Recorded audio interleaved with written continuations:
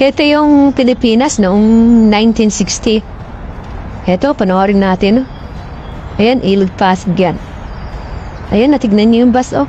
Maliit pa lang yung bus na, no. Pabilog pa siya. Oh, di ba?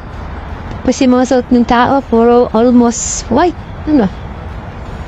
Oh, ang galing, ah. Taxi, oh. Katawa. Ito pati yung mga jeep, oh. Di ba? Mga jeep, oh.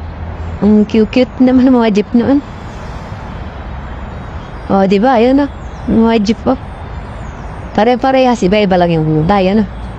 Si kuya, sa makayaw, naka-pure white yan, oh. Diba? Malinis na malinis. Malinis na malinis ang Pilipinas siguro, no? 1960. Ayan naman sa bukid. Si kuya naman, si Pati, oh. Nagpapastol ng kalabaw, kalit-lit, pero kayang-kaya niyang pastol.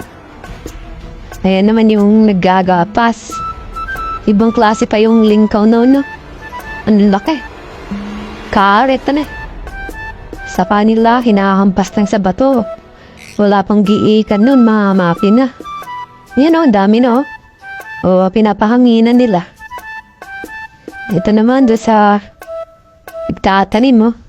Oh, di ba? Mano-mano pa rin. Ito yung ilog, oh. Malinis pa ilog, oh. Sarap pang maligo dyan, 1960s eh. Oo, maghahatid sila, ah. Ang galing ng bangka, ano?